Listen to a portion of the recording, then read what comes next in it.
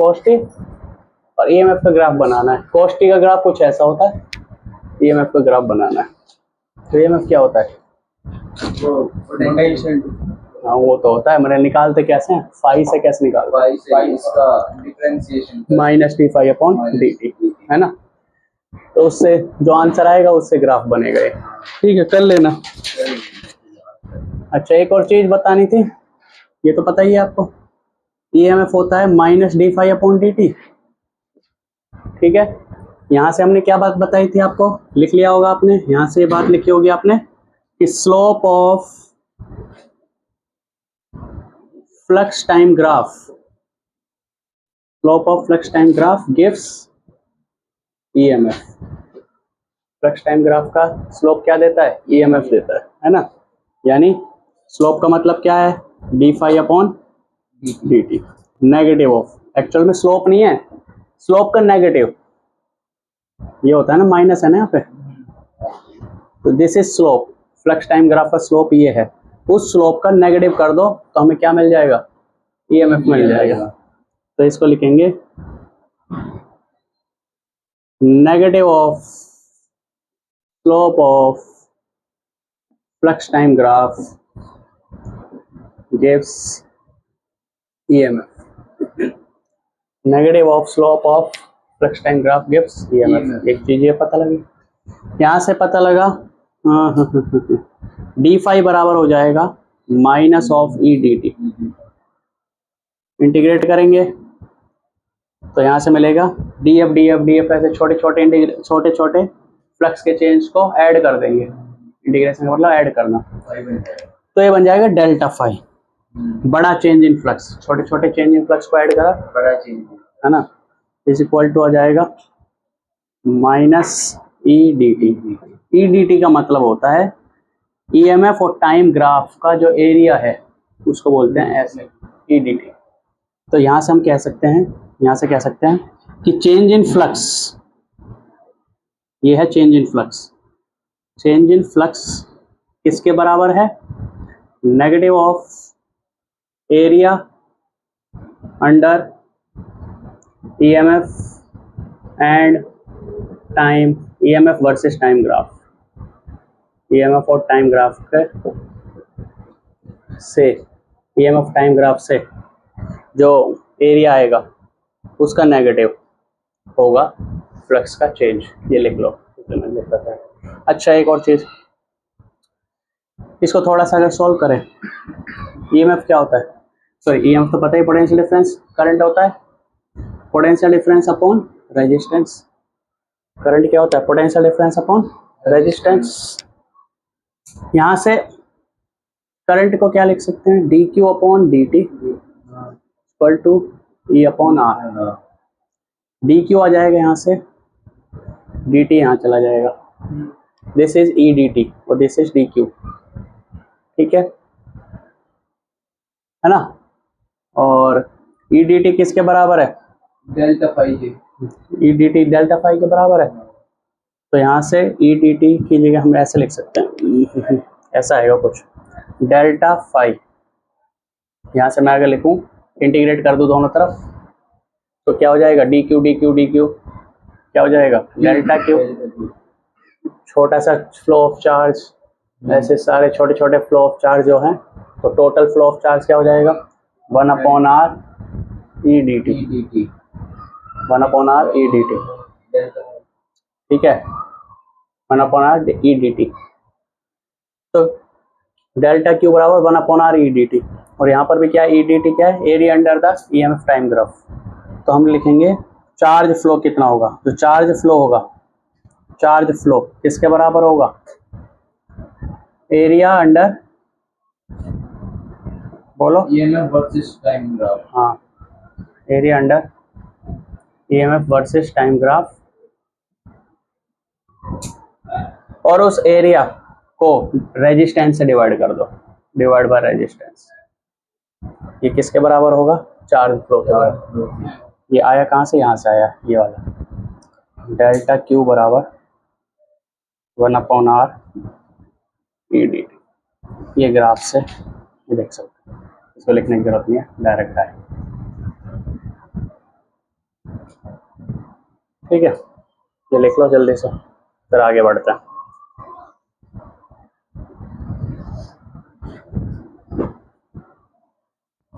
आगे लिख लिया हो तो मत लिखो।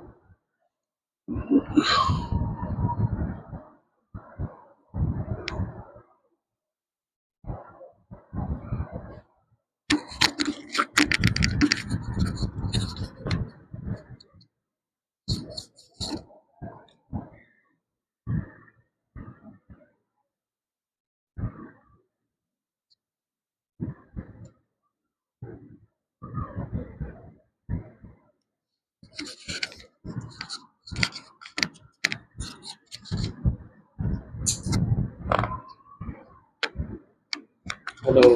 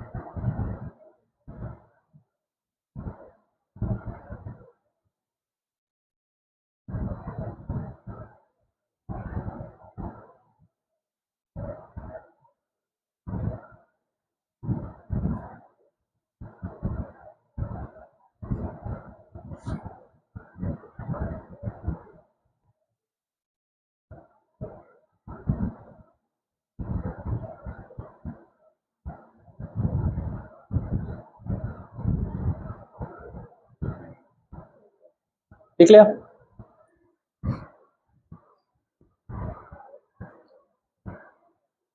मिटाए?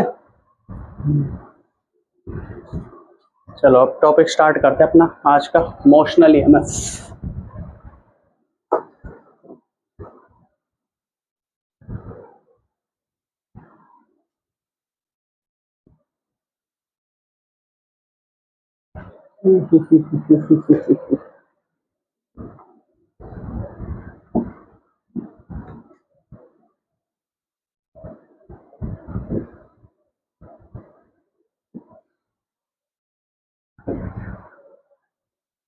टॉपिक है इमोशनल ईएमएफ।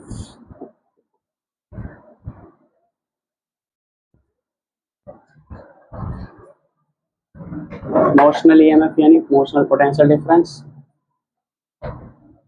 ये आता है हॉल्स इफेक्ट से, इमोशनल इलेक्ट्रोमोटिव फोर्स। फोर्स नहीं है, पोटेंशियल डिफरेंस है, ठीक है। ये फराडे लॉ से भी ज्यादा डीप है। फराडे ने ऊपर ऊपर की बात करी थी, इसने और ज्यादा डेप्थ में जाके बात कही। इसने कहा कि अगर एक कोई कंडक्टिंग रोड है, ठीक है, और यहाँ पर कोई मैग्नेटिक फील्ड है अंदर की तरफ, मान लो पूरे रीजन में,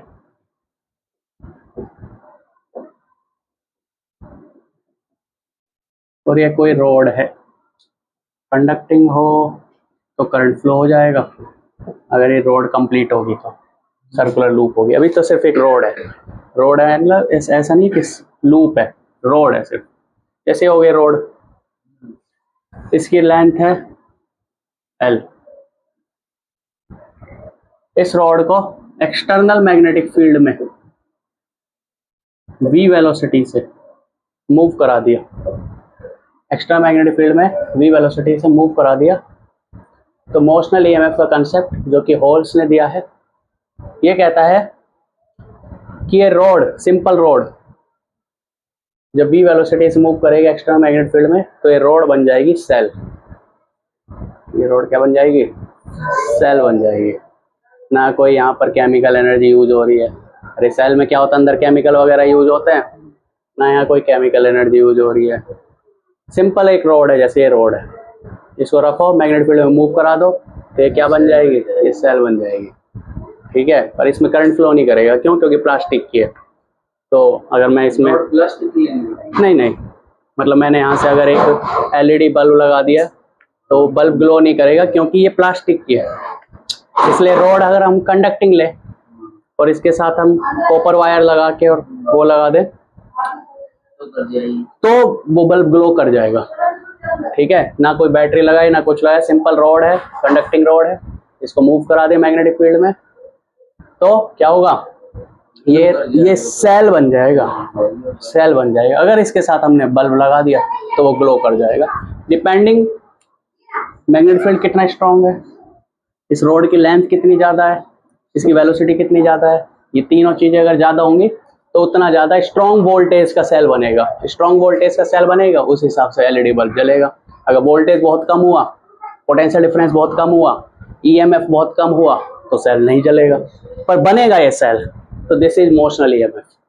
ये क्या बन जाएगा, सेल। सिर्फ रोड लो, दौड़ा दो, सेल बन गया, ना कोई केमिकल की जरूरत ना कुछ। ठीक है, दिस इज मोशनल ईएमएफ। अभी पढ़ा है तो उसने क्या कहा था, फराडे ने क्या कहा था, एक लूप होना चाहिए, लूप में मैग्नेटिक फील्ड का चेंज होना चाहिए, सॉरी मैग्नेटिक फ्लक्स का चेंज होना चाहिए, तब जाके बल्ब जलेगा और ईएमएफ आएगा और पोटेंशियल डिफरेंस आएगा और करंट आएगा। ये कह रहा है नहीं, कोई लूप वगैरह की जरूरत नहीं है। एक रोड लो, उसको दौड़ा दो, वो भी सेल ही है, वो भी क्या है, सेल।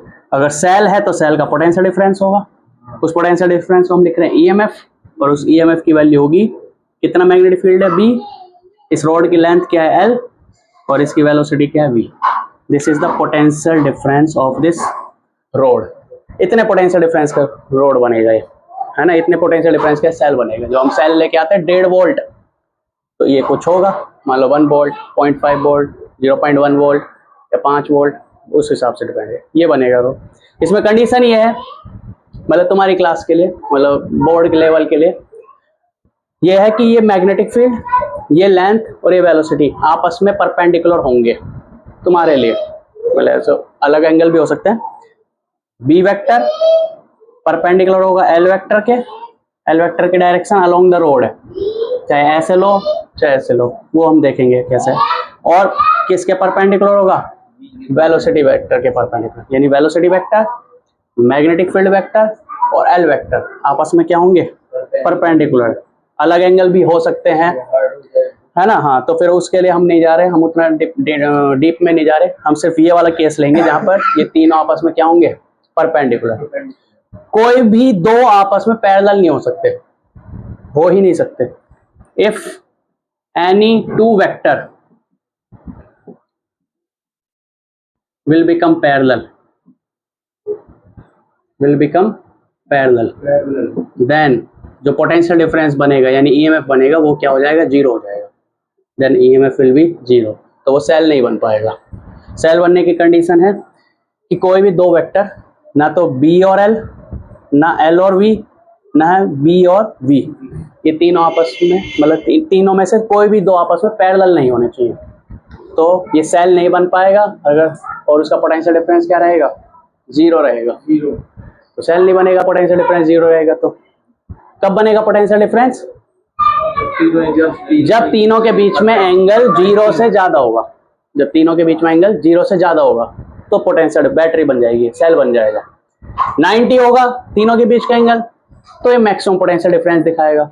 कुछ और एंगल होगा तो थोड़ा पोटेंशियल डिफरेंस कम दिखाएगा, पर हो सकता है, मतलब 90 डिग्री के अलावा भी एंगल हो सकता है, पर पैरेलल नहीं होने चाहिए दो, मतलब दो वेक्टर्स के बीच का एंगल जीरो नहीं होना चाहिए, नहीं तो सेल नहीं बन पाएगा। तो दिस इज कहानी ऑफ मोशनल ईएमएफ यानी होल्स इफेक्ट। लिख लो जल्दी से, फिर इसके बताते आया कहाँ से, ये कैसा आया। ठीक है, पूरा चैप्टर 4 रिविजिट हो जाएगा तुम्हारा इसमें ये आया कहाँ से उसे समझ लेंगे। पूरा चैप्टर 4 और चैप्टर 1 भी आ जाएगा।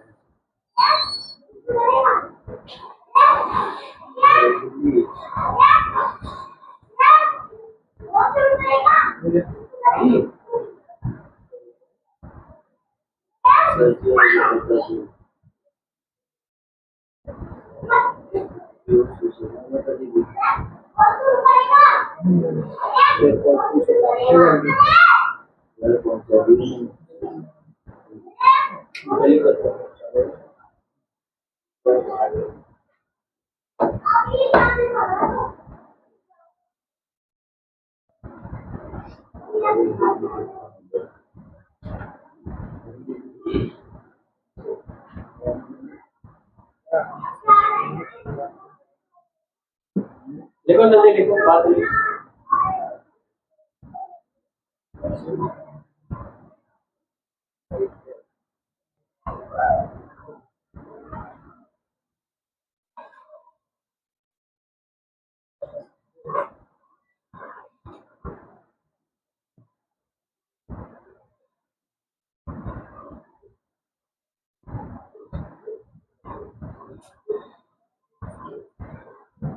इसलिए बोलते हैं इसको मोशन करता हुआ रोड, इमोशनल ये सेल।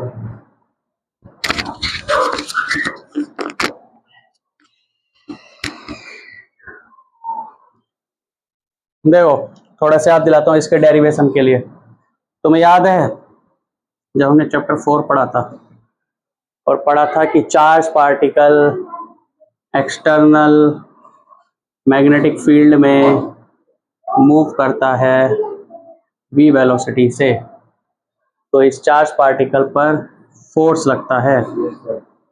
कितना फोर्स लगता है? मैग्नेटिक फोर्स बोलते थे उसको। हाँ, तो वो फोर्स लगता था q v B sine theta. और उस फोर्स की डायरेक्शन कैसे निकालते थे? उस फोर्स की डायरेक्ट वी वेक्टर की तरफ फिंगर्स करते थे और मैग्नेटिक फील्ड अंदर की तरफ है, वी वेक्टर की तरफ फिंगर्स रखते थे, मैग्नेटिक फील्ड की तरफ घुमाते थे। हम जिस जगह जाता था वो फोर्स होता था उस चार्ज पार्टिकल पर। याद है कुछ? ये होता है, तो ये फोर्स होगा। ठीक है, तो ये वाला कंसेप्ट अभी यूज होगा यहाँ पे। देखो अच्छा, ये सेल जो बनेगा तब बनेगा, यहाँ से याद आ गया मुझे, ये सेल तभी बनेगा, प्लास्टिक का नहीं बनेगा सेल।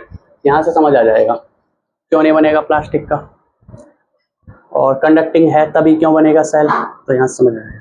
देखो तो ये भाई होना चाहिए कंडक्टिंग रोड, तभी बनेगा सेल, नहीं तो सेल भी नहीं बनेगा। कंडक्टिंग रोड होना चाहिए। क्यों? कंडक्टिंग रोड है, कंडक्टर है, कंडक्टर के पास होते हैं फ्री इलेक्ट्रॉन्स। क्या होते हैं? Free electron. अगर ये रोड मूव कर रहा है तो इसके जितने भी फ्री इलेक्ट्रॉन्स हैं, जितने भी फ्री इलेक्ट्रॉन्स हैं, जितने भी फ्री इलेक्ट्रॉन्स हैं, क्या वो सब भी इस डायरेक्शन में मूव कर रहे हैं वी वेलोसिटी से?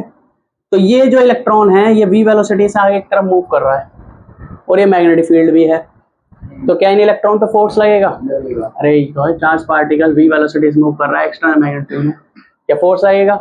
डायरेक्शन बताओ, फोर्स की डायरेक्शन, इलेक्ट्रॉन पे फोर्स की डायरेक्शन बताओ। इलेक्ट्रॉन पे फोर्स की डायरेक्शन अभी तो बताइए यहाँ पे, बताओ भाई। याद नहीं है बिल्कुल भी है? वी वेलोसिटी, मैग्नेटिक फील्ड अंदर, वी क्रॉस वी, फोर्स कहाँ की तरफ? नीचे की तरफ। क्यों? अरे चार्ज पार्टिकल नेगेटिव है ना, तो फोर्स नेगेटिव है, तो नीचे की तरफ फोर्स आएगा। ठीक है, तो मैं इसी रोड को यहाँ बना रहा हूँ दोबारा, इसी रोड को यहीं बना रहा हूँ दोबारा। ये वी वेलोसिटी से मूव कर रहा है, तो इसके इलेक्ट्रॉन, हर इलेक्ट्रॉन पे नीचे की तरफ फोर्स लगेगा, मैग्नेटिक फोर्स। और कितना फोर्स लगेगा? ई कहाँ गया? ई वी बी, इतना फोर्स लगेगा।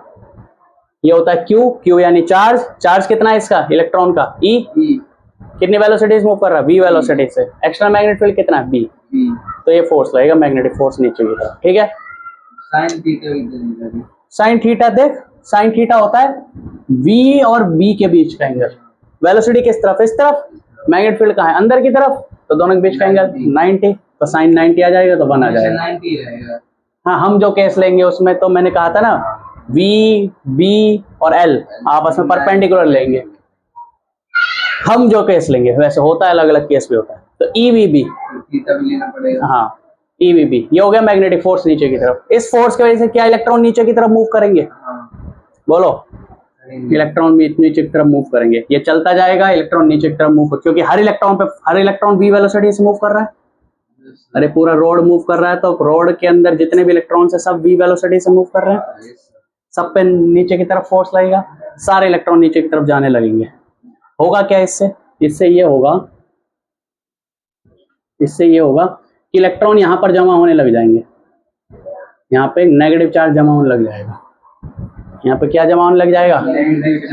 Negative charge. और यहाँ पर हो जाएगी नेगेटिव चार्ज की कमी, पॉजिटिव हो जाएगा। तो यहाँ वाला हो जाएगा पॉजिटिव चार्ज, यहाँ वाला हो जाएगा पॉजिटिव चार्ज।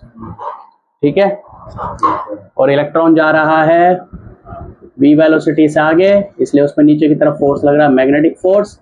कितना लग रहा है? EVB। और ये लगातार नेगेटिव चार्ज नीचे जा रहे हैं। इससे क्या होगा? इससे होगा पॉजिटिव चार्ज ऊपर इकट्ठा हो गया, नीचे नेगेटिव चार्ज। और हमें पता है, फर्स्ट चैप्टर में पढ़ा है कि इलेक्ट्रिक फील्ड होती है पॉजिटिव से नेगेटिव की तरफ। इलेक्ट्रिक फील्ड कहाँ से कहाँ की तरफ होती है? तो मैं इलेक्ट्रिक फील्ड होगी तो अंदर, पर मैं दिखा बाहर रहा हूँ ताकि कंजस्टेड ना हो। तो इलेक्ट्रिक फील्ड होगी नीचे की तरफ, इलेक्ट्रिक फील्ड होगी नीचे की तरफ। इलेक्ट्रिक फील्ड होती है पॉजिटिव से नेगेटिव चार्ज की तरफ, ऐसे पॉजिटिव से नेगेटिव चार्ज की तरफ। और याद करो फर्स्ट चैप्टर में बताया था, अगर इलेक्ट्रिक फील्ड है ऐसे, उसमें अगर हम प्लस Q चार्ज रख दे तो उस पर फोर्स लगता है QE। किस डायरेक्शन में फोर्स लगता है? इलेक्ट्रिक फील्ड की डायरेक्शन में फोर्स लगता है QE। और अगर हम कोई नेगेटिव चार्ज रख दें अपोजिट डायरेक्शन में लगता है, तो उस पर अपोजिट डायरेक्शन में QE फोर्स लगता है। ठीक है, माइनस का मतलब अपोजिट डायरेक्शन में। यहाँ पर बताओ, क्या इलेक्ट्रॉन है? और इलेक्ट्रॉन क्या इलेक्ट्रिक फील्ड में रखा है? क्योंकि यहाँ इलेक्ट्रिक फील्ड आ गया, तो क्या इस इलेक्ट्रिक फील्ड की वजह से इस इलेक्ट्रॉन पे फोर्स लगेगा? इलेक्ट्रॉन पे फोर्स लगेगा। कितना फोर्स लगेगा? इस पे लगेगा EE। इलेक्ट्रॉन की बात और इलेक्ट्रिक फील्ड की बात हो रही है। अरे इलेक्ट्रॉन है ये इलेक्ट्रॉन इलेक्ट्रिक फील्ड में रखा है, तो फिर E लगेगा। तो कितना फोर्स लगेगा? चार्ज कितना इलेक्ट्रॉन का? EE फोर्स लगेगा। और किस तरफ लगेगा? इलेक्ट्रिक फील्ड के अपोजिट डायरेक्शन, क्योंकि नेगेटिव चार्ज है, तो इलेक्ट्रॉन नेगेटिव चार्ज है। इलेक्ट्रिक फील्ड है नीचे की तरफ, तो इस पर फोर्स लगेगा ऊपर की तरफ, है ना। और इसको बोलेंगे इलेक्ट्रिक फोर्स या कूलम फोर्स या इलेक्ट्रोस्टैटिक फोर्स। तो इलेक्ट्रोस्टैटिक फोर्स लगेगा E इंटू ई। इसके मोशन की वजह से, ये क्योंकि इलेक्ट्रॉन है, इलेक्ट्रॉनिक चार्ज है, चार्ज के मोशन की वजह से इस पर मैग्नेटिक फोर्स लगेगा नीचे की तरफ। और जैसे जैसे नेगेटिव चार्ज यहाँ इकट्ठा हो गया, वैसे वैसे यहाँ पर नेगेटिव चार्ज हो गए, यहाँ पॉजिटिव चार्ज हो गए, एक इलेक्ट्रिक फील्ड जनरेट हो गई। उस इलेक्ट्रिक फील्ड के वजह से इस पे फोर्स लगेगा ऊपर की तरफ, इलेक्ट्रोस्टैटिक फोर्स E इंटू ई। वो तो लग ही रहा है, अभी भी लग ही रहा है। वो तो रोड चल रही है ना, लगातार रोड चल रही है तो मैग्नेटिक फोर्स लग रहा है, चलने की वजह से तो लगता है। याद करो, मैग्नेटिक फोर्स कब कब लगता है? जब तक चार्ज रेस्ट पे होता है वो नहीं लगता, जब चलता है चार्ज, मूविंग चार्ज पे फोर्स लगता है। और क्या बोलते हैं, वेलोसिटी ऑफ वेक्टर के बीच का एंगल 0 नहीं होना चाहिए, ये सारी कंडीशन बताई थी। तो v वेलोसिटी से मूव कर रहा है तो मैग्नेटिक फोर्स नीचे की तरफ लग रहा है, जिसकी वजह से इलेक्ट्रॉन नीचे की तरफ आ गए तो पॉजिटिव चार्ज नेगेटिव चार्ज का सेपरेशन हो गया, एक इलेक्ट्रिक फील्ड जनरेट हो गई नीचे की तरफ। अब इलेक्ट्रॉन पे इलेक्ट्रिक फील्ड आ गई, तो अब इलेक्ट्रिक फील्ड की वजह से इलेक्ट्रॉन के ऊपर की तरफ एक और फोर्स लगने लग गया। कौन सा फोर्स लगने लगा? Electric force. होगा क्या? शुरुआत में रोड चली, केवल फोर्स लगा कौन सा वाला? Magnetic force. शुरुआत में मैग्नेटिक फोर्स ज्यादा था, जिसकी वजह से इकट्ठा होने लग गए नीचे, इसकी वजह से क्या आ गया? इलेक्ट्रिक फील्ड आ गया। और इलेक्ट्रिक फील्ड की वजह से अब इलेक्ट्रोस्टैटिक फोर्स लगने लग गया ऊपर। शुरुआत में मैग्नेटिक फोर्स ज्यादा था, मैग्नेटिक फोर्स ज्यादा होने की वजह से क्या इलेक्ट्रॉन यहाँ इकट्ठे होने लग गए। इलेक्ट्रॉन यहाँ जितना ज्यादा इकट्ठे होंगे उतना ज्यादा स्ट्रॉन्ग इलेक्ट्रिक फील्ड बनता जाएगा। इलेक्ट्रिक फील्ड बनता जाएगा तो ये वाला फोर्स भी स्ट्रॉन्ग होता जाएगा। एक टाइम आएगा ये वाला फोर्स और ये वाला फोर्स बराबर हो जाएंगे। अब इलेक्ट्रिक फील्ड इलेक्ट्रॉन पे जो नीचे वाला फोर्स है मैग्नेटिक फोर्स, ऊपर वाला फोर्स है इलेक्ट्रोस्टैटिक फोर्स, दोनों बराबर हो जाएंगे और ऐसी कंडीशन में आ जाएगा इक्विलिब्रियम। अब इलेक्ट्रॉन मूव नहीं करेंगे नीचे की तरफ। अब इलेक्ट्रॉन को जितना मूव करना था मूव कर गए, लेकिन यहाँ पर नेगेटिव चार्ज इकट्ठा हो गया, यहाँ पर पॉजिटिव चार्ज इकट्ठा हो गया।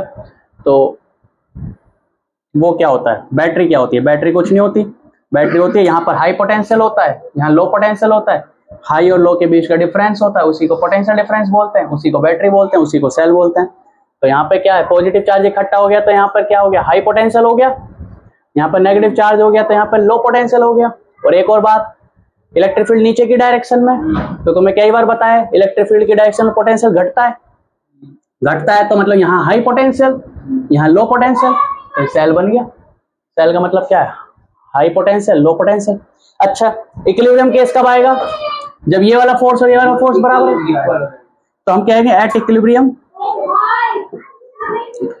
Eight equilibrium electric force equal to magnetic force. Electric force क्या होगा, ई, मैग्नेटिक फोर्स क्या होगा, ई बी। दोनों इक्वल हो, कट जाएगा। यहाँ से इलेक्ट्रिक फील्ड कितना आ गया, और यही इलेक्ट्रिक फील्ड की वजह से पोटेंशियल डिफरेंस आएगा, क्योंकि इन the direction of electric field potential decreases. और तुम्हें याद दिलाते हैं, यहाँ पर हाई पोटेंशियल, यहाँ पर लो पोटेंशियल। तो इलेक्ट्रिक फील्ड जो होता है वो होता है potential difference upon length. Electric field क्या होता है, पोटेंशियल डिफरेंस अपॉन लेंथ, है ना। इलेक्ट्रिक फील्ड की वैल्यू होती है, मैग्नीट्यूड की बात करें, यानी यहाँ से एक्चुअल में ऐसे होता है minus delta we upon L, पर हम सिर्फ वैल्यू की बात कर रहे हैं। तो इलेक्ट्रिक फील्ड हो गया delta we upon L. Delta we क्या, पोटेंशियल डिफरेंस। यहाँ पर हाई पोटेंशियल, यहाँ पर लो पोटेंशियल, उन दोनों का डिफरेंस। मान लो यहाँ जीरो, यहाँ है 10 वोल्ट, यहाँ 0 वोल्ट, तो डिफरेंस कितना आ गया, 10 वोल्ट। तो 10 वोल्ट कितनी लेंथ में ये पोटेंशियल डिफरेंस है, इस रोड की लेंथ में, एल लेंथ में। रोड की लेंथ क्या, L. This is L length, this is potential difference किसके अक्रॉस, रोड के अक्रॉस, रोड के दो एंड्स के अक्रॉस, इस वाले एंड और इस वाले एंड के अक्रॉस पोटेंशियल डिफरेंस है। तो इसको यहाँ रख दें, तो यहाँ पे हमें पोटेंशियल डिफरेंस मिल जाएगा। पोटेंशियल डिफरेंस अपॉन एल बराबर क्या हो गया, वी इंटू में बी। तो यहाँ से पोटेंशियल डिफरेंस आ जाएगा वी एल बी, एल वहां चला जाएगा, वी एल बी। और दिस इज पोटेंशियल डिफरेंस, इसी को हम क्या बोल रहे हैं यहाँ पर, ईएमएफ। पोटेंशियल डिफरेंस को क्या बोल रहे हैं, ईएमएफ। यही तो बोला था कि रोड बन जाएगा एक सेल जिसका पोटेंशियल डिफरेंस होगा वी एल बी। ठीक है, ये होगा इसका पूरा डेरिवेशन।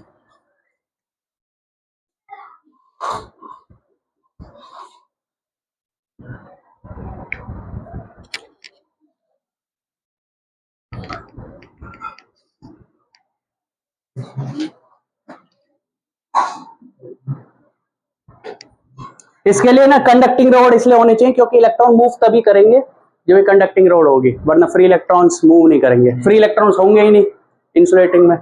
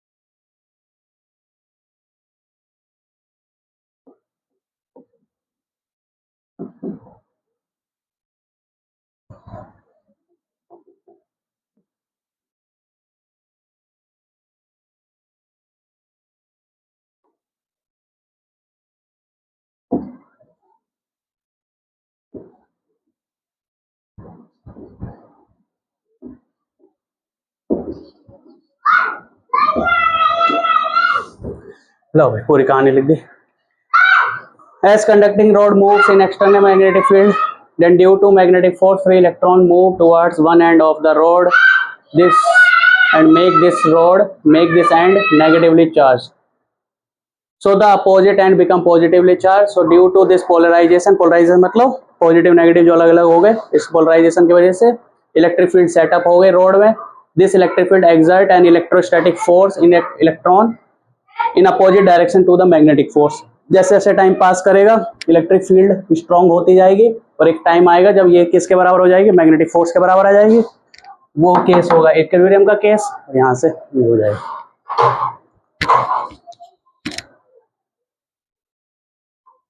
ठीक है,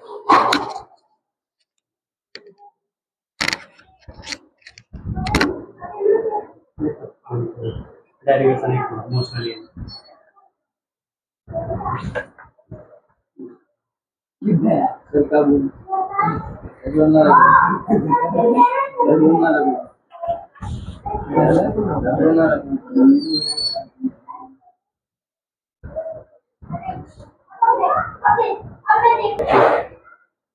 मतलब एक क्वेश्चन बन जाएगा फराडे लॉ का, फराडे का एक क्वेश्चन बन जाएगा। यही पूरी डेरिवेशन फराडे लॉ से कैसे होगी देखो।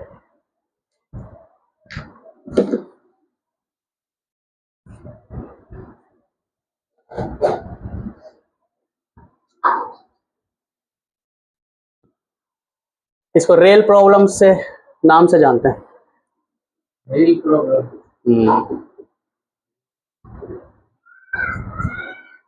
रेल प्रॉब्लम क्या कहता है, चल रहा है ना, कि एक कॉपर वायर है पूरे में बिछा दी, मतलब रख दी ऐसे, ये कॉपर वायर रख दी, ये कॉपर वायर है यहाँ से यहाँ तक, और यहाँ मैग्नेटिक फील्ड सेटअप कर दिया पूरे रीजन में, पूरी जगह पे मैग्नेटिक फील्ड ही मैग्नेटिक फील्ड।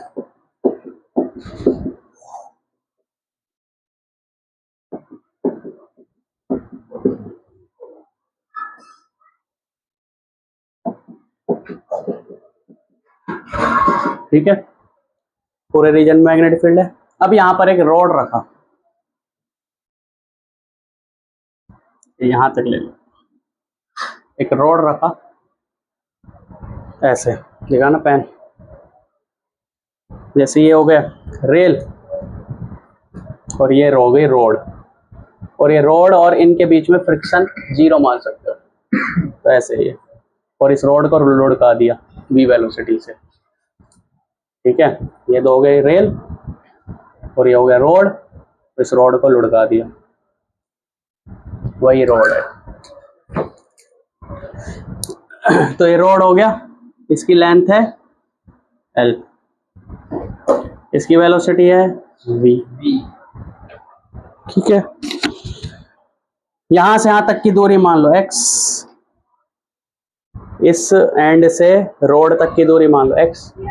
ठीक है, अब बताओ जैसे जैसे रोड मूव करेगा आगे की तरफ, फराडे लॉ की बात कर रहे हैं, क्या मैग्नेटिक, अभी शुरुआत में फ्लक्स इतना है, इस एरिया से प्लस फ्लक्स पास कर रहा है, ये लूप दिख रहा है तुम्हें, इस लूप से फ्लक्स पास कर रहा है। जैसे जैसे वेलोसिटी टाइम बीतेगा इस वेलोसिटी में रोड आगे मूव करेगा। yes, रोड आगे जैसे मूव करेगा, जब यहाँ पहुंचेगा रोड कुछ टाइम बाद, तो क्या फ्लक्स चेंज हो जाएगा। yes, फ्लक्स चेंज होता है 3 कारणों से, बी ए कॉस थीटा। मैग्नेटिक फील्ड पूरे रीजन में सेम है तो बी तो सेम ही रहेगा।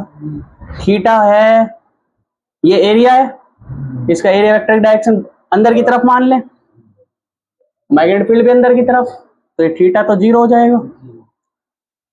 और हम रॉड को ऐसे ही रख रहे हैं लगातार, मतलब ये जो एरिया है वो ऐसे ही बना रहेगा, ऐसे ही बना रहेगा, तो मैग्नेटिक फील्ड भी अंदर, एरिया वेक्टर भी अंदर, तो थीटा तो चेंज होगा नहीं।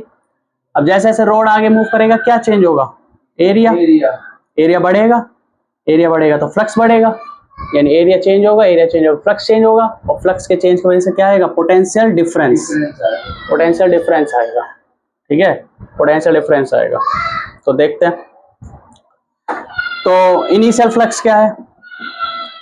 इनिशियल फ्लक्स क्या है? तो हम कह सकते हैं according to Faraday law,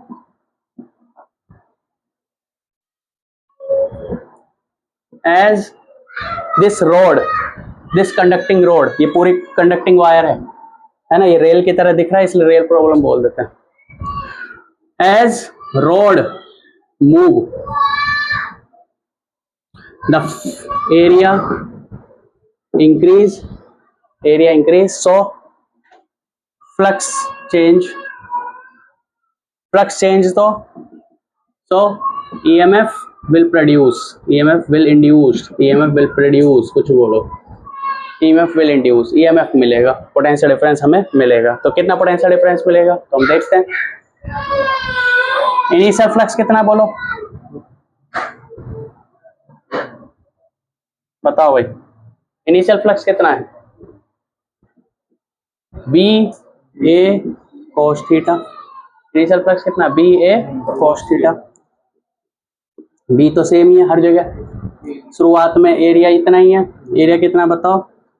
length into x, बोलो एल इंटू एक्स, यही तो है।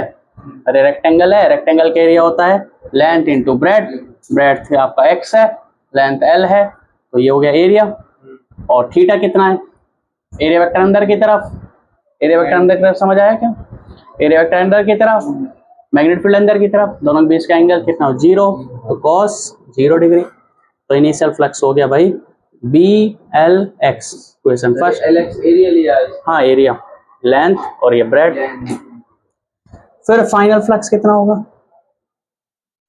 फाइनल फ्लक्स क्या होगा? फाइनल फ्लक्स हो जाएगा भाई BA, है ना, अच्छा, इनटू में cos थीटा, B तो सेम ही है, फाइनल यहाँ पहुंच जाएगा ना, फाइनल यहाँ पहुंच जाएगा। एरिया कितना हो जाएगा फाइनल? ये हो जाएगा एरिया बड़ा वाला, ये क्या हो जाएगा? Length into breadth. ये कितना आगे बढ़ जाएगा? मान लो इसको मान लो B, और इसको मान लो कि x आगे बढ़ गया, B प्लस एक्स, है ना, तो यहाँ पे B आ जाएगा ये, अरे शुरुआत वाला एरिया B आ जाएगा L इंटू बी, और बाद वाला एरिया क्या हो जाएगा? लेंथ इंटू ब्रेड हो गए B plus x, into cos 0 वही रहेगा। तो फाइनल फ्लक्स हो जाएगा B into L into B plus x, ये हो गया फाइनल फ्लक्स। फ्लक्स चेंज हो रहा तो EMF इंड्यूस होगा, तो देखते हैं EMF इंड्यूस क्या होगा? EMF इंड्यूस होगा माइनस ऑफ, वैल्यू देख लेते हैं EMF इंड्यूस की, final flux minus initial flux upon, यहाँ से यहाँ तक जाने में मान लो T टाइम लगा है, यहाँ से यहाँ तक जाने में कितना टाइम लगेगा? T, तो फ्लक्स चेंज होने में कितना टाइम लगेगा? T time. तो EMF हो जाएगा, फाइनल फ्लक्स कितना है? BL B plus x minus initial flux कितना है? BLB अपॉन T, ठीक है। तो हो जाएगा BLB कॉमन, इसको हम लिखें BLB plus BLX minus BLB, बोलो। अरे इसको ओपन कर दिया, ये कट गया, यहाँ से क्या आएगा आंसर? BLS upon T। यहाँ से EMF आएगा BLX अपॉन T। अब ध्यान से देखो इसको, X is the distance travel, T is the time taken. यहाँ से यहाँ तक का डिस्टेंस कितना डिस्टेंस ट्रेवल किया? X कितने टाइम में किया है? T टाइम में। T टाइम ही तो लगा है फ्लक्स को चेंज होने में। तो डिस्टेंस अपॉन टाइम क्या होता है? स्पीड, और कितनी स्पीड से चल रहा है? v स्पीड से, तो ये हो जाएगा भाई BL, this is EMF, potential difference, ठीक है, पोटेंशियल डिफरेंस। अच्छा, इसकी डायरेक्शन क्या होगी करंट की, बता सकते हो? इतना पढ़ा है तुम्हें कि ये फ्लक्स बढ़ रहा है, एरिया बढ़ रहा है, अंदर जाने वाला फ्लक्स बढ़ रहा है, जैसे जैसे एरिया बढ़ेगा। तो बताओ इसमें डायरेक्शन ऑफ इंड्यूस करंट क्या होगा? Clockwise, anti clockwise? बाहर की तरफ। तो उस करंट की वजह से मैग्नेटिक फील्ड बनेगा। मैं पूछ रहा हूँ करंट की डायरेक्शन क्या होगी, क्लॉकवाइज एंटी क्लॉकवाइज?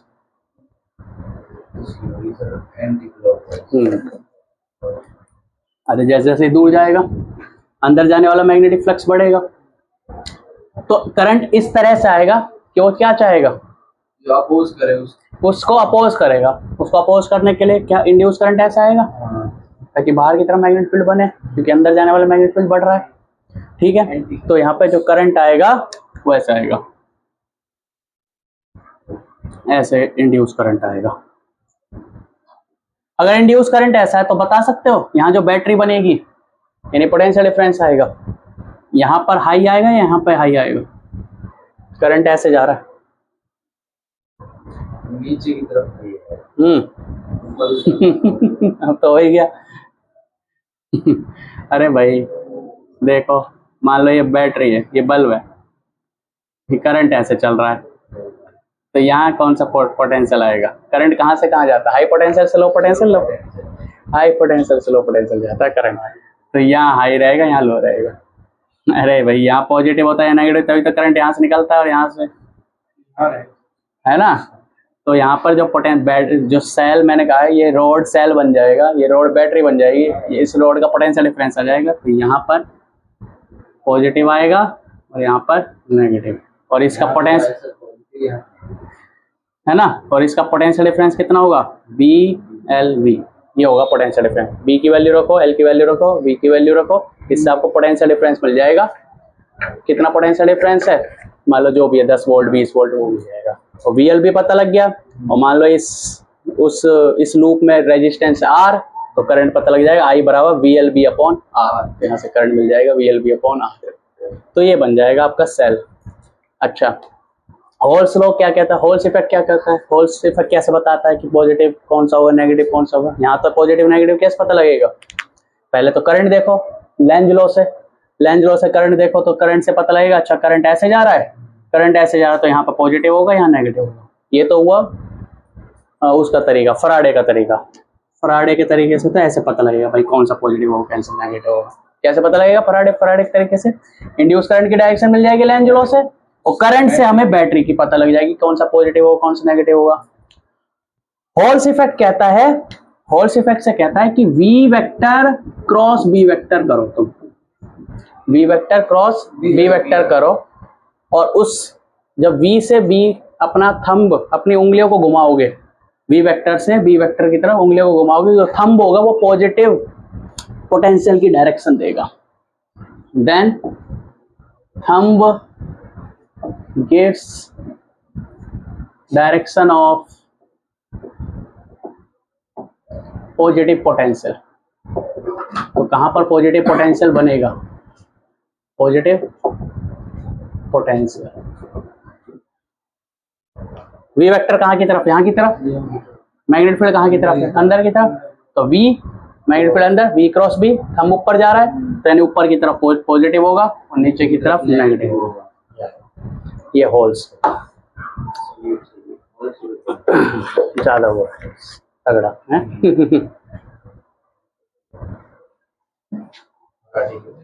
उसमें इतना सोचो,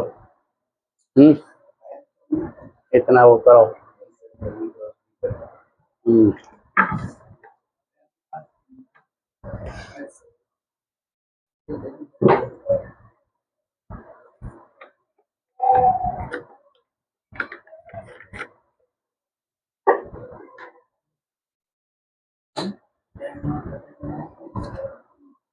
ठीक है, ये दूसरा तरीका हुआ VLB निकालने का, ये फराडे के तरीके से।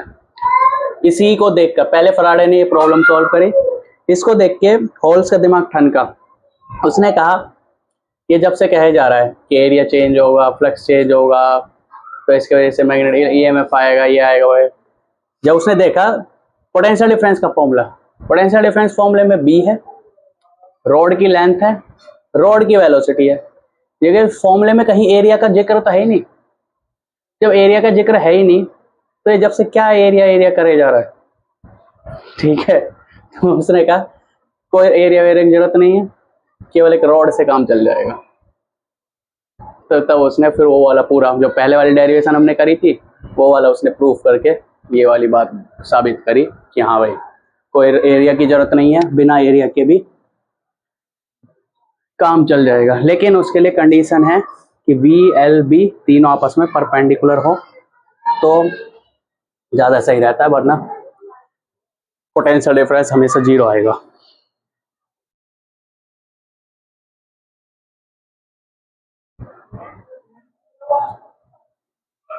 कितनी मोटी रोड बनाई है तूने।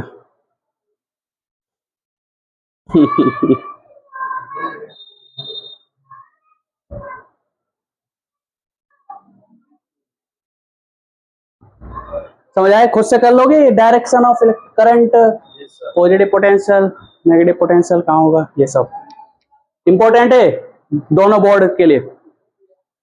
हरियाणा बोर्ड, CBSE बोर्ड, दोनों के लिए इंपॉर्टेंट है।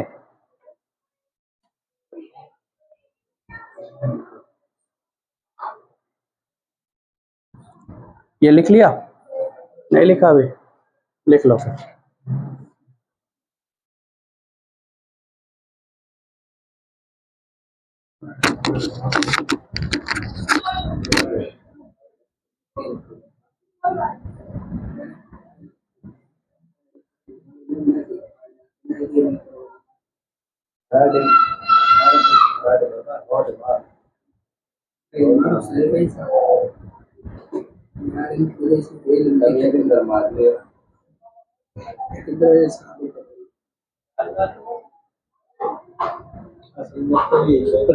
मारले तो समझना बहुत सारे नहीं लगी तो करो जब करो हाँ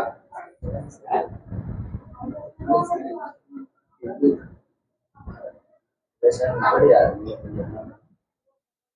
बे पूरा समाधि कई बार कल भी क्यों है अभी उन्होंने क्यों वो बता दे हाँ क्यों बता करो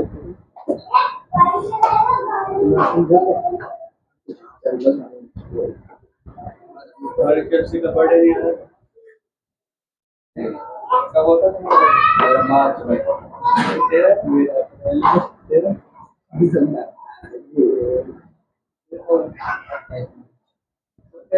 निकल ये हाँ नया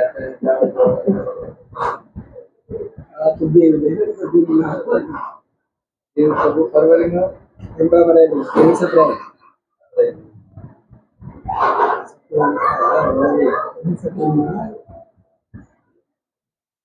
लिख लिया तुम लिख लिया जतिंदर है मेरा 15 अगस्त झूठ बोल रहा है 15 अगस्त को आता है सही में लिख लिया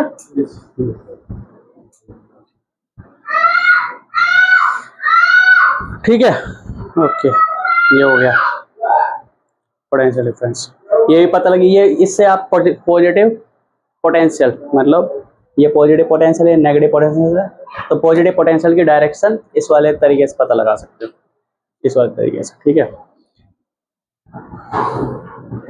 अब कब कब पोटेंशियल डिफरेंस नहीं बनेगा मतलब सेल एक कंडक्टिंग रोड सेल कब कब नहीं बनेगा। फॉर एग्जांपल पहला रोड ऐसे है ठीक है वेलोसिटी वेक्टर ऐसे है और मैग्नेटिक फील्ड ऐसे है बताओ क्या पोटेंशियल डिफरेंस आएगा इस रोड में। कंडीशन क्या बताई थी V B और V नहीं आपस में दो पैरेलल नहीं होने चाहिए कभी भी।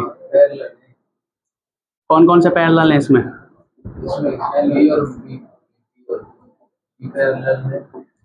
दो पैरेलल नहीं होने चाहिए बस ये मेन कंडीशन है। बोलो कौन से पैरेलल है इसमें वी वेक्टर और एल वेक्टर पैरेलल है। एल वेक्टर ऐसे है ना, अरे एल ऐसे है, एल की डायरेक्शन या तो ये लोगे या ये लोगे, तो दोनों ही केस में वेलोसिटी के साथ पैरेलल होगा।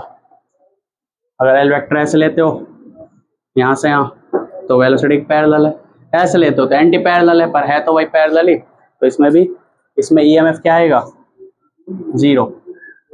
इसमें ये सेल नहीं बनेगा, ठीक है, इसमें सेल नहीं बनेगा। नेक्स्ट, और कौन सा ले, ऐसे ले लेते हैं, ऐसे करो इसको, बिना बात लिख दिया, ऐसे करो। ये है मान लो वेलोसिटी ऐसे, वेलोसिटी ऐसे और मैग्नेटिक फील्ड ऐसे, बोलो अब कौन कौन पैरेलल है, बी और एल है ना, बी और एल।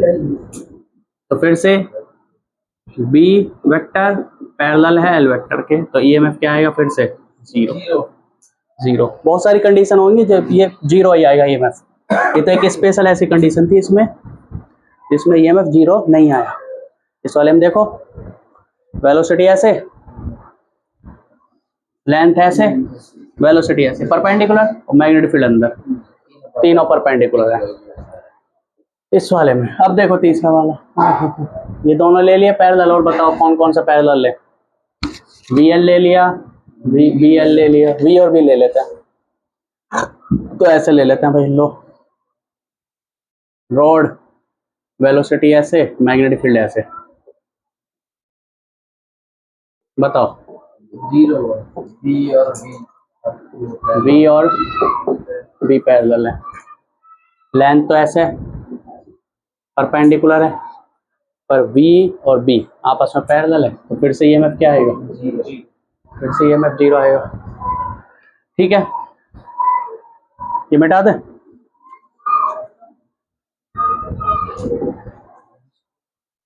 और कोई बनेगा इनका कॉम्बिनेशन, V का L के साथ हो गया, V का B के साथ हो गया, V का V के साथ हो गया, B का L के साथ हो गया, L का भी दोनों के साथ हो गया। ठीक है, ये कंडीशन है, और अलग अलग एंगल का तो होगा नहीं इसमें। एक क्वेश्चन देखो, वो याद है तुम्हें, केवीएल किरचॉफ वोल्टेज लो है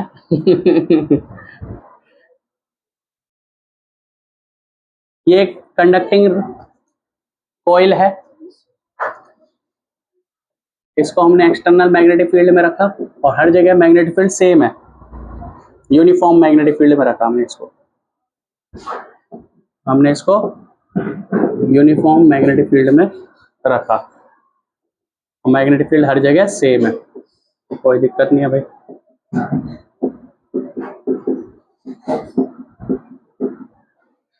हर जगह मैग्नेटिक फील्ड सेम है, बी वेलोसिटी से चला दिया इसको, इस पूरी कोइल को। अगर हमने इस कोइल को v वेलोसिटी से चला दिया फैराडे लॉ के हिसाब से, क्या इसमें फ्लक्स चेंज होगा? नहीं होगा, नहीं होगा, नहीं होगा, क्योंकि अभी यहाँ पर है, मान लो 10 फील्ड लाइन जा रही हैं, मैग्नेटिक फ्लक्स मैग्नेटिक फील्ड जितना यहाँ पर है, अब ये थोड़ा सा आगे जाएगा, तो क्या मैग्नेटिक फील्ड वहां पे भी उतना ही है? क्या उतनी फील्ड लाइन जाएंगी? भाई फ्लक्स चेंज क्या होता है, बी ए कॉस थीटा, ना तो मैग्नेटिक फील्ड चेंज हो रहा है यहाँ से यहाँ जाने पर, ना एरिया बढ़ रहा ना घट रहा, ना एंगल चेंज हो रहा, ना तो एक कोइल ऐसे घूम रही ना ऐसे घूम रही, तो तीनों में कुछ चेंज नहीं हो रहा, तो फ्लक्स सेम है। फ्लक्स चेंज तब होता जब ये मैग्नेटिक फील्ड रीजन से बाहर निकलता या मैग्नेटिक फील्ड के रीजन के एंटर करता, तो फ्लक्स चेंज होता। ये तो पूरा हर जगह मैग्नेटिक फील्ड है, आगे भी जा रहा है तो भी हर जगह मैग्नेटिक फील्ड है, तो इसलिए कोई फ्लक्स का चेंज नहीं आएगा। तो अकॉर्डिंग टू फैराडे फैराडे कहेगा भाई फ्लक्स चेंज नहीं हो रहा, no flux change, no change in flux. अगर फ्लक्स में चेंज नहीं है, नो ईएमएफ, कोई ईएमएफ नहीं आएगा, फैराडे यही कहेगा, नो ईएमएफ, और नो ईएमएफ तो no current, no EMF no induce EMF बोलते हैं उसको, no induce EMF, no induce current, कोई करंट नहीं आएगा अकॉर्डिंग टू फैराडे। ठीक है भाई। होल्स, अकॉर्डिंग टू हॉल की बात करते हैं। अकॉर्डिंग टू हॉल, हॉल क्या कहेगा? हॉल कहेगा भाई मैं लूप वूप तो देखता नहीं हूँ, मैं क्या देखूंगा, सो रहा है जब से हैं। हॉल, हॉल कहेगा भाई हम तो लूप वूप तो देखते नहीं, हम तो रोड देखते हैं। तो वो एक एक रोड देखेगा। पहले वो मान लो इस रोड को देखेगा, ए से लेके बी रोड, इस रोड को देखेगा। तो बताओ इस रोड में कितना, क्या ये रोड सेल बन पाएगी, क्या इसका ईएमएफ आ पाएगा या नहीं आ पाएगा? बताओ। नहीं आएगा, क्योंकि लेंथ ऐसे, वेलोसिटी भी ऐसे, तो इसका ईएमएफ कितना आएगा? जीरो। इस वाले का ईएमएफ कितना आएगा? जीरो। तो हम कहें according to Hall EMF of A B rod is zero और EMF of DC rod is also zero. Hall का भाई दोनों ईएमएफ जीरो रहेगा। ठीक है। ये वाले रोड की बात करो, इस वाले रोड की वेलोसिटी ऐसे, लेंथ ऐसे, मैग्नेटिक फील्ड अंदर, क्या ये पोटेंशियल डिफरेंस आएगा इसमें? क्या ईएमएफ आएगा? बिल्कुल आएगा। कितना आएगा? VLB आएगा। मान लो इसकी लेंथ L है, मान लो अगर लेंथ B होती, मान लो इस लेंथ को हम B बोलते हैं, तो पोटेंशियल डिफरेंस आता है V, पोटेंशियल डिफरेंस आता है B। अरे समझ रहे हो? अगर 5 सेंटीमीटर होते यहाँ 5 आ जाता, यहाँ अगर L है तो L आ जाएगा। तो बताओ जल्दी से, तो क्या इस पर पोटेंशियल डिफरेंस आएगा? कितना आएगा? BLV। अच्छा, उसका पॉजिटिव पोटेंशियल कहाँ की तरफ होगा? ऊपर नीचे? कैसे बताया था? B क्रॉस B, थंब की डायरेक्शन में पॉजिटिव पोटेंशियल आ जाएगा। तो क्या ऐसे बन जाएगा ये ईएमएफ, और उसका पोटेंशियल डिफरेंस होगा VLB, पॉजिटिव नेगेटिव। लेकिन फैराडे तो कह रहा कोई ईएमएफ नहीं बनेगा। हॉल डीप गया, उसने देखा हाँ पोटेंशियल डिफरेंस बनेगा। तो बताओ ईएमएफ ऑफ CB रोड कितना आएगा? BLB। इस वाली रोड पे बताओ, DC रोड पे, AD रोड पे ईएमएफ ऑफ BLV आएगा। आएगा ना, जीरो तो नहीं होगा। ये भी तो V वेलोसिटी से आगे बढ़ रहा है, तो क्या इस पे पोटेंशियल यही आएगा, पॉजिटिव नेगेटिव। ठीक है। और क्या ये इतना ही आएगा? BLV, अरे इतना ही आएगा। तो यहाँ पे ईएमएफ बनेगा, यहाँ पे ईएमएफ बनेगा, यहाँ जीरो रहेगा, ये जीरो रहेगा।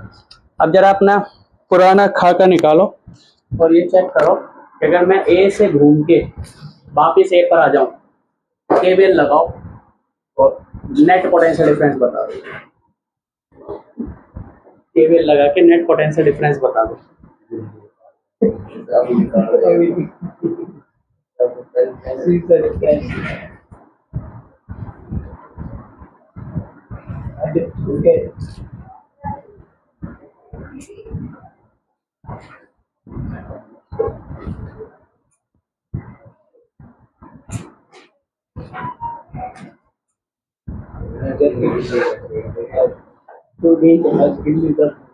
लिख लो पहले तो जल्दी से, उसके बाद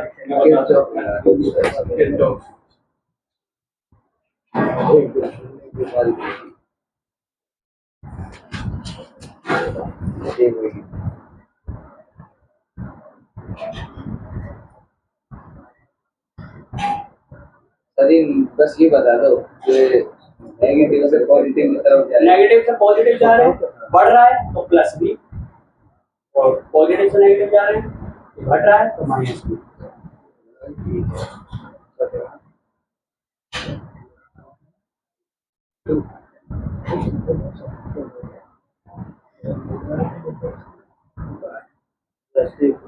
पहले लिख लो जल्दी से।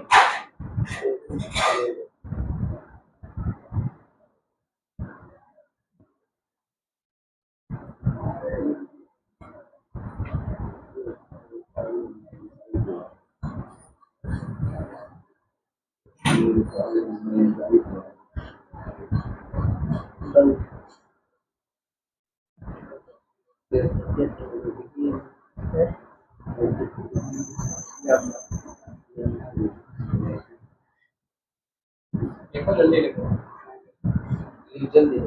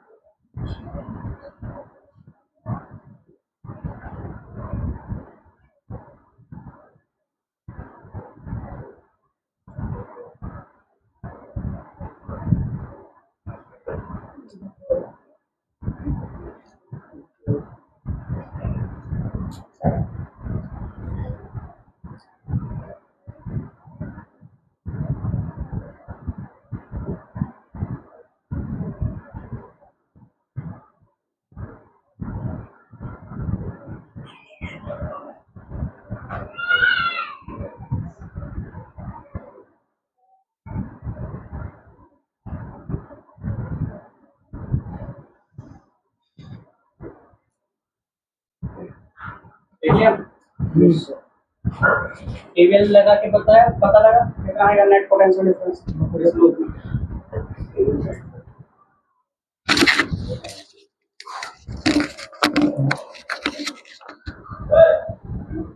देखो फ्राडे ने तो कह दिया भाई इस लूप में पोटेंशियल डिफरेंस 0 होगा, लेकिन इसने बताया हॉल ने कि यहाँ पोटेंशियल डिफरेंस आएगा VLB, यहाँ पोटेंशियल डिफरेंस आएगा VLB।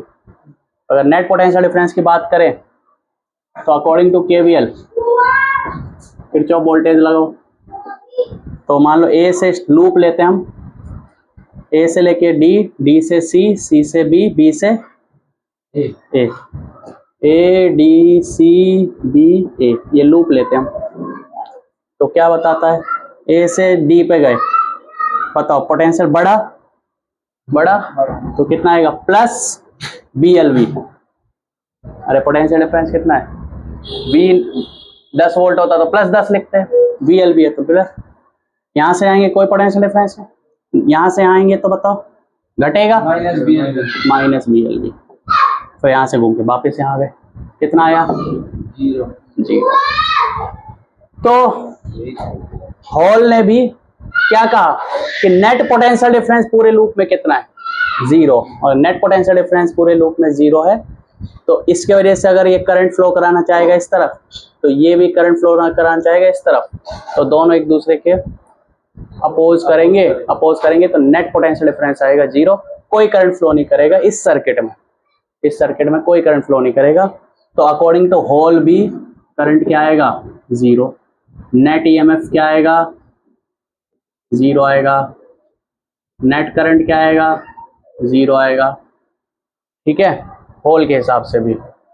पर हॉल ने ज्यादा डीप जाके चीज बताई है ना, उसने तो पूरा देख लिया, पूरी कोयल है तो भाई कोयल में कोई फ्लक्स चेंज नहीं हो रहा, तो इंड्यूस EMF 0 आएगा। पर हॉल के हिसाब से यहाँ पोटेंशियल डिफरेंस आएगा, यहाँ पोटेंशियल डिफरेंस आएगा। अगर कोई ऐसा करे इस पॉइंट पे ले, इस पॉइंट पे हाई पोटेंशियल है और इस पॉइंट पे लो पोटेंशियल है। कोई एक तार ले, यहाँ पे टच कराए, एक दूसरे तार को यहाँ टच कराए और उन दोनों तारों से एक एलईडी लगा दे तो एलईडी जल जाएगी। फराडे का दिमाग खराब हो जाएगा, ये कैसे हो गया? ठीक है, तो ये ज्यादा डीप है, मतलब ये बात है पूरी कहानी, ये रियल कहानी है। ठीक है, तो दोनों तरीके से आप कर सकते हो, इस तरीके से भी करोगे तो भी वही आंसर आएगा, इस तरीके से करोगे वही आंसर आएगा। ठीक है, एक क्वेश्चन कर लेते हैं इसका हॉल का, जो बुक में दे रखा है एनसीईआरटी में, वो कर लेते हैं। पूछो क्या कह रहे थे तुम? अभी बोल रहे थे ना, भूल गया? लिखो क्वेश्चन, लिखो। कहाँ गया भाई क्वेश्चन? एनसीईआरटी चीज लाया हूं। नहीं है क्या?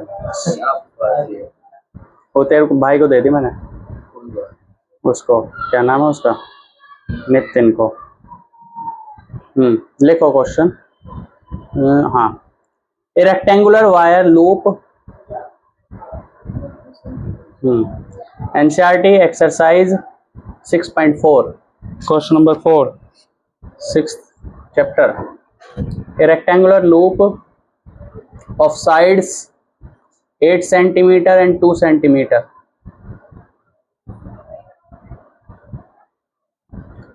एक रेक्टेंगुलर लूप है जिनकी साइड है 8 सेंटीमीटर और 2 सेंटीमीटर, विद ए स्मॉल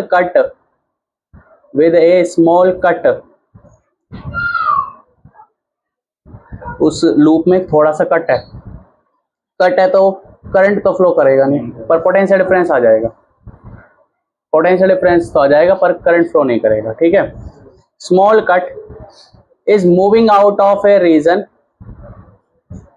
किसी एक रीजन से, जगह से बाहर निकल रहा है, moving out of a region of uniform magnetic field, जिस रीजन से बाहर निकल रहा है वहां पर यूनिफॉर्म मैग्नेटिक फील्ड है, of uniform magnetic field of magnitude 0.3 tesla, of magnitude 0.3 tesla, जिस रीजन से, जिस जगह से बाहर निकल रहा है उस जगह पर यूनिफॉर्म मैग्नेटिक फील्ड है 0.3 टेस्ला की, directed normal to the loop, 0.3 tesla directed normal to the loop, वो मैग्नेटिक फील्ड उस लूप के परपेंडिकुलर है। What is the EMF developed, कितना ईएमएफ डेवलप होगा अक्रॉस द कट, उस कट पर, जहां पर वो कट लगा हुआ है लूप में, across the cut, if the velocity of the loop is 1 centimetre पर second, if the velocity of the loop is 1 centimeter per second in the direction normal to the, पहला क्वेश्चन इसमें, in the direction normal to the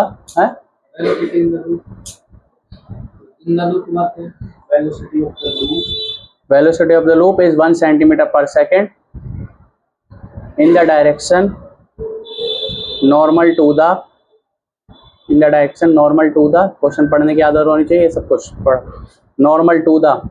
अब इसके बाद लिखो पहला question, मतलब ए डाल दो, ए पहला क्वेश्चन है इसमें, longer side, normal to the longer side, B डाल के लिखो shorter side of the loop,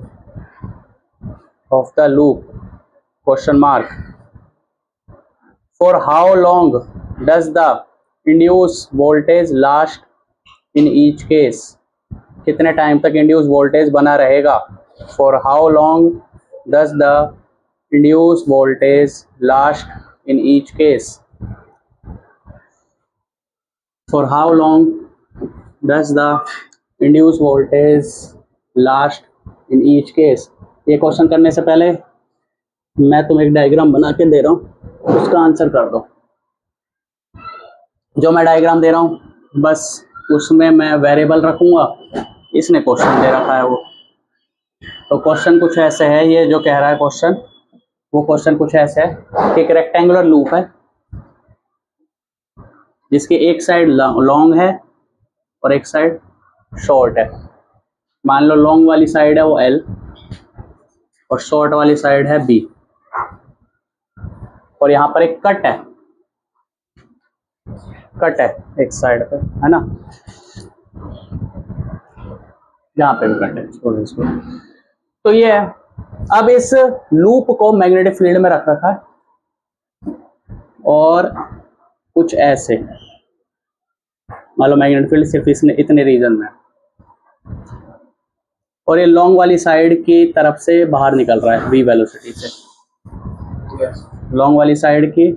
आज करा होगा स्कूल में इस तरह क्वेश्चन। फिर कैसा हो गया? ठीक है, बताओ। लॉन्ग वाली साइड से ऐसे निकल रहा है और कह रहा है मैग्नेटिक फील्ड इस लूप के परपेंडिकुलर है, मतलब लूप ऐसे है तो मैग्नेटिक फील्ड इसके परपेंडिकुलर है, ये अंदर की तरफ परपेंडिकुलर है। तो एरिया वेक्टर और मैग्नेटिक फील्ड के बीच का एंगल 0 हो जाएगा, अरे cos 0 1 हो जाएगा, उसकी छोड़ो, हमें तो ये मतलब है वेलोसिटी ऐसे, लेंथ ऐसे, मैग्नेटिक फील्ड अंदर, तो इंड्यूस ईएमएफ आएगा नहीं आएगा? आएगा, क्योंकि वी एल वी तीनों परपेंडिकुलर है भाई, एल ऐसे है, वेलोसिटी ऐसे है, मैग्नेटिक फील्ड अंदर है, तीनों आपस में परपेंडिकुलर है, तो इंड्यूस ईएमएफ आएगा। और लॉन्गर साइड से बाहर निकल रहा है तो क्या इसी में पोटेंशियल डिफरेंस आएगा? अच्छा बताओ, इसमें कितना पोटेंशियल डिफरेंस आएगा इस वाली साइड पे? 0। क्यों? क्योंकि वेलोसिटी भी ऐसे है और लेंथ भी ऐसी ही है इसकी, अरे इसकी लेंथ ऐसी है ना, तो इस पे 0, इस पे भी 0, इस पे आएगा नहीं, क्यों नहीं आएगा? हाँ इस पे आएगा और इस पे आएगा, इस पे आएगा और इस पे आएगा, कितना आएगा? कितना आएगा बताओ? जब ये बाहर निकल रहा है तो बाहर निकल रहा है, अच्छा अगर फ्राइडे से देखें तो बाहर निकल रहा है, फ्लक्स कम हो रहा है, फ्लक्स कम हो रहा है तो ईएमएफ आएगा। और कितना आएगा? लॉन्ग साइड से निकल रहा है ना, तो कितना आएगा बताओ भाई? BLV ये आएगा, है ना, BLV। और अगर ऐसे निकलता तो ऐसे निकलता, कह रहा है ना, एक बार लॉन्ग साइड से निकल रहा है, एक बार शॉर्ट साइड से निकल रहा है। शॉर्ट साइड से ऐसे निकलेगा, देखो ऐसे, कैसे बाहर निकलेगा?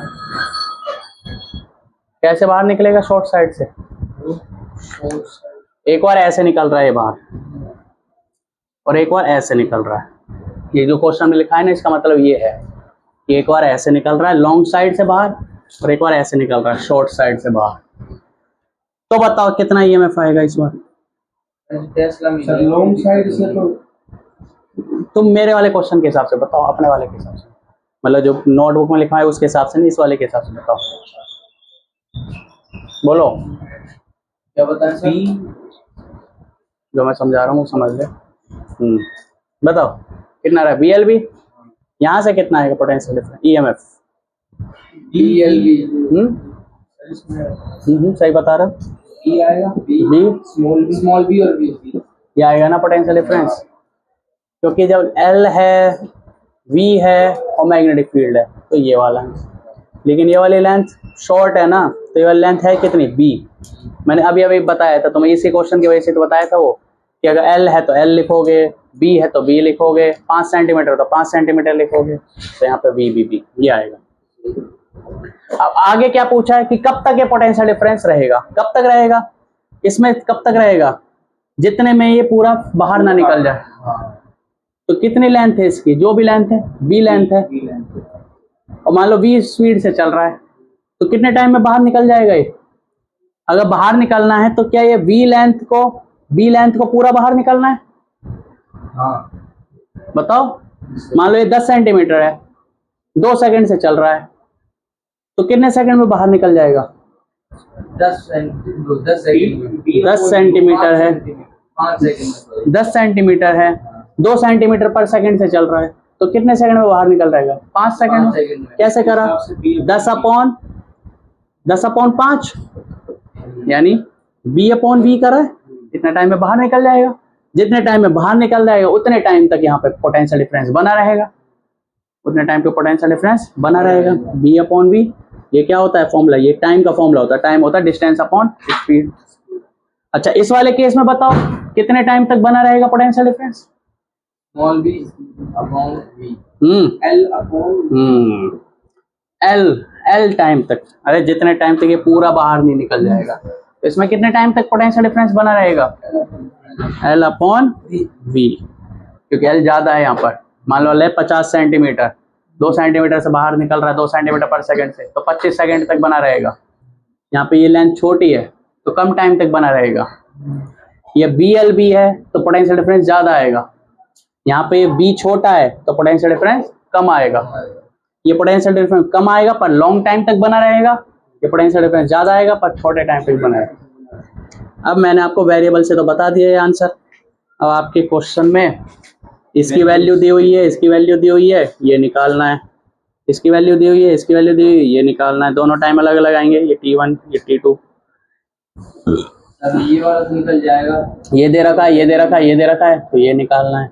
ये दे रखा है, ये दे रखा है, ये दे रखा है, ये निकालना है, कर लेना है। ऊपर वाला निकल जाएगा 2 सेकंड में, नीचे वाला निकल जाएगा 8 सेकंड। हाँ वो देख लेना। ऊपर वाले का आंसर आएगा 0.8, नीचे वाले का आएगा 0. तेरे पास एनसीईआरटी है ना घर पे लेके? सब किसके पास है एनसीईआरटी? बेटा एनसीईआरटी थे ना पीछे, है क्या यहाँ पे? हाँ है गई। ले चेक कर आंसर। कौन सा एग्जाम्पल था ये? मैंने बोला था 6.4। निकाल आंसर 6.4। तेरा आंसर चेक कर ले, कर लो, लिख लो ये, और इसी में बस वैल्यू पुट करनी है आपको और आंसर आ जाएगा। आखिरी में आखिरी पेज निकाल। अरे आखिरी में आंसर होते हैं ना चैप्टर की। हाँ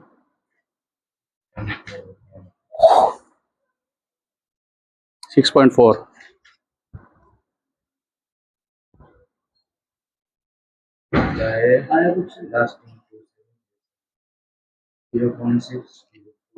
सर इसने सेंटीमीटर में रखा है, तो सर पर सारी वैल्यू तो टाइम तो सेम आएगा, चाहे सेंटीमीटर में रखा चाहे। सही है, टाइम सही है।